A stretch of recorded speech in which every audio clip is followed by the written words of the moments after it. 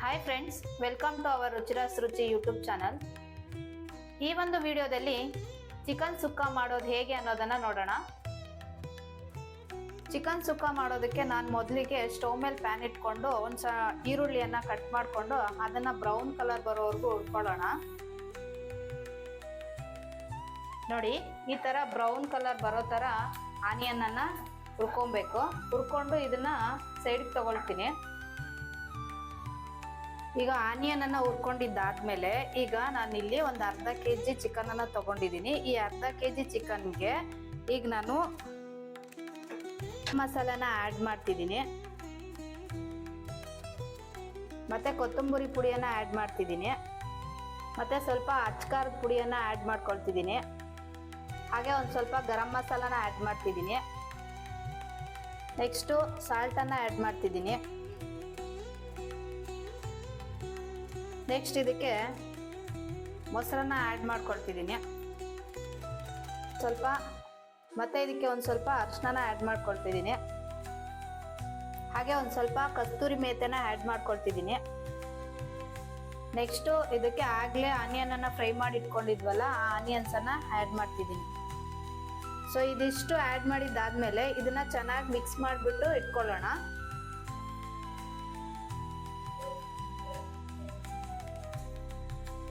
ನೋಡಿ, ಈ ತರ ಚೆನ್ನಾಗಿ ಕಲಸಿಟ್ಕೋಬೇಕು. ಈ ಕಲಸಿರೋದನ್ನ 30 ನಿಮಿಷ ಮುಚ್ಚಿಬಿಟ್ಟು ಬಿಟ್ಬಿಡೋಣ. ಈಗ 30 ನಿಮಿಷ ಆಗಿದೆ ಈ ಕಲಸಿಟ್ಕೊಂಡಿರೋಂಥ ಮಿಶ್ರಣ.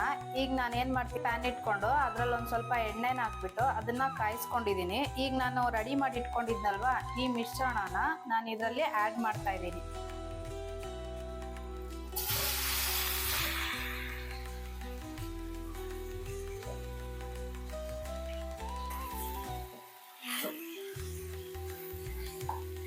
ನೋಡಿ, ಈ ತರ ಎಲ್ಲ ಚೆನ್ನಾಗಿ ಇದು ಮಾಡ್ಕೊಂಡ್ಬಿಟ್ಟು ಎಣ್ಣೆಯಲ್ಲೇ ಒಂದು ಸ್ವಲ್ಪ ಹೊತ್ತು ಇದು ಮಾಡಕ್ ಬಿಡೋಣ.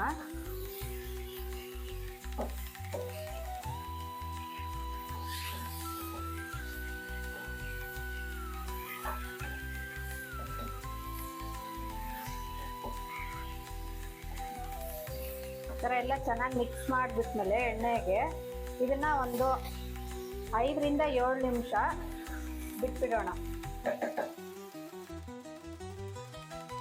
ಈಗ 7 ನಿಮಿಷ ಆಗಿದೆ. ಈಗ ಹೇಗ್ ಬಂದಿದೆ ಅಂತ ಹೇಳ್ಬಿಟ್ಟು ನಾನು ಮುಚ್ಚಳ ತೆಗೆದು ನೋಡ್ತಿದ್ದೀನಿ. ನೋಡಿ ಫ್ರೆಂಡ್ಸ್, ಚಿಕನ್ ಸುಕ್ಕ ಅನ್ನೋದು ರೆಡಿ ಆಗಿದೆ.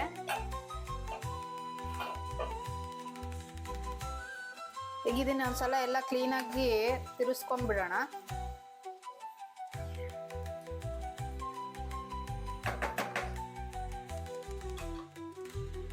ತಿರುಗಿಸ್ಕೊಂಡು ಇದಕ್ಕೆ ಕೊತ್ತಂಬರಿ ಸೊಪ್ಪಿಂದ ಗಾರ್ನಿಶ್ ಮಾಡ್ಕೊಳ್ತಿದ್ದೀನಿ.